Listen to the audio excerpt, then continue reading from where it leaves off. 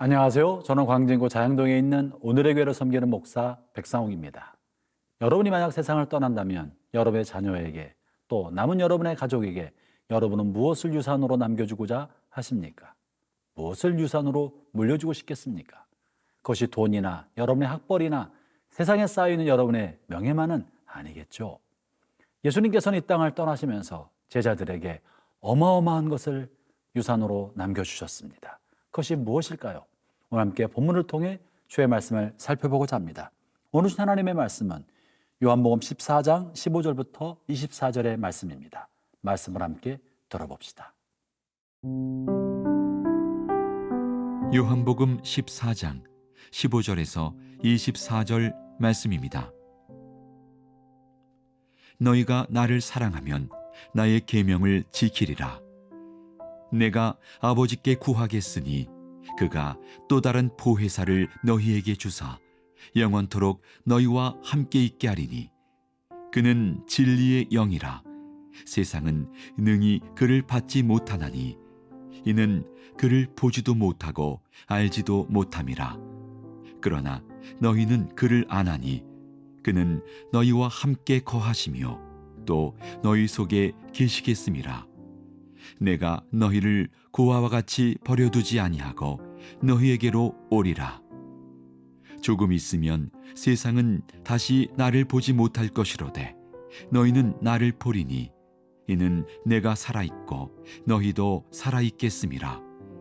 그날에는 내가 아버지 안에 너희가 내 안에 내가 너희 안에 있는 것을 너희가 알리라.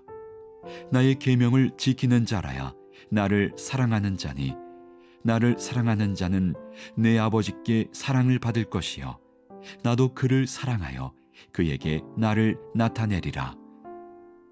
가룟인 아닌 유다가 이르되 주여 어찌하여 자기를 우리에게는 나타내시고 세상에는 아니하려 하시나이까. 예수께서 대답하여 이르시되 사람이 나를 사랑하면 내 말을 지키리니 내 아버지께서 그를 사랑하실 것이요 우리가 그에게 가서 거처를 그와 함께 하리라. 나를 사랑하지 아니하는 자는 내 말을 지키지 아니하나니 너희가 듣는 말은 내 말이 아니요 나를 보내신 아버지의 말씀이니라.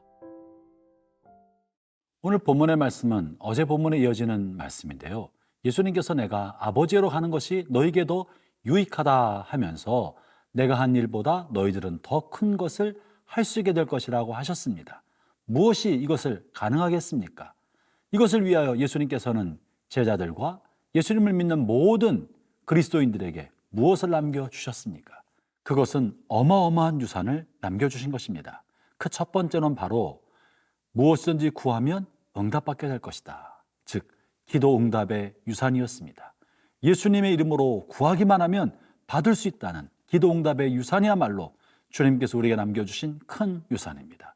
두 번째는 오늘 본문에서 말씀하고 계시는데요. 16절 말씀을 읽어보죠. 내가 아버지께 구하겠으니 그가 또 다른 보혜사를 너희에게 주사 영원토록 너희와 함께 있게 하리니. 이어지는 17절은 이렇게 말씀하십니다. 그는 진리의 영이라. 세상은 능히 그를 받지 못하나니 이는 그를 보지도 못하고 알지도 못함이라. 그러나 너희는 그를 아나니 그는 너희와 함께 거하시며 또 너희 속에 계시겠음이라. 예수님께서 떠나가시면서 예수님께서는 하나님을 통하여 보혜사 성령을 제자들에게 보내주시겠다고 약속하고 계십니다. 다시 말하면 예수님께서 제자들과 함께 계셨다가 더 이상 예수님이 계시지 않는 빈자리를 또 다른 보혜사인, 또 다른 돕는 자요, 또 다른 변호인이요, 또 다른 스승이신 보혜사를 보내심으로 이 빈자리를 채워주는데 이 보혜사는 잠시 잠깐 있는 것이 아니라 또 특정한 지역에만 만날 수 있는 것이 아니라 언제든지 어디서든지 영원토록 우리와 함께 하실 만한 그런 보혜사를 보내주겠다고 약속하신 것입니다. 사랑하는 성도 여러분, 이것은 굉장한 일입니다. 지금까지 성령님께서는 아주 특정한 사람에게만 임하셨습니다. 성령님께서 그의 몸에 잠시 임하여서 특별한 사역을 이룩하게 하신 다음에 떠나갔지만 이제 주님께서 떠나심으로 보내실 성령님, 이제부터 오시는 성령님께서는 다른 곳에 거하지 아니하시고 우리들의 안에, 우리들의 영혼 안에, 우리들의 내면 안에 계셔서 영원토록 함께 하실 것이라고 말씀하고 계시는 것입니다. 사랑하는 성도 여러분, 이제 우리는 성령님과 더불어 사는 삶을 살 수 있게 된 것입니다. 예수님은 잠시 밖에 계시지 못했지만 성령께서는 어디나 함께 하십니다. 또 하나 홀로 이 성령님은 진리의 영이시기 때문에 우리를 진리의 길로 인도해 주시는 것이에요. 예수님의 가르침을 생각나게 하고 예수님께서 못다 하신 말씀을 깨달아 알게 하고 오늘을 살아가는 삶 속에서 사단의 유혹과 죄악의 온갖 시험을 밝히 꿰뚫어 볼 수 있는 통찰력과 진리의 분별력을 갖게 해주신 것이 성령님입니다. 그러므로 사랑하는 성도 여러분, 여러분이 예수 그리스도를 구세주로 영접한 순간 성령님께서는 여러분 안에 내주하고 계십니다. 진리의 영이신 성령님과 동행하십시오. 진리를 따라 사십시오. 성령님의 인도하심을 따라 사십시오. 이것이야말로 주님께서 저와 여러분에게 모든 믿는 성도들에게 남겨주신 어마어마한 유산이고 이 성령님으로 말미암아 예수님께서 이 땅에 하셨던 큰 기적과 위대한 역사들을 우리도 할 수 있게 되었고 성령님을 통하여 온갖 신비로운 일에 참여할 수 있게 주신 것입니다.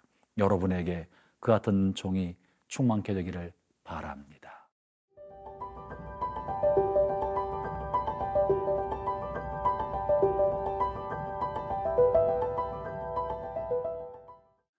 예수님을 사랑하는 사람의 특징은 예수님의 말씀, 즉 예수님의 계명을 지킨다는 것입니다.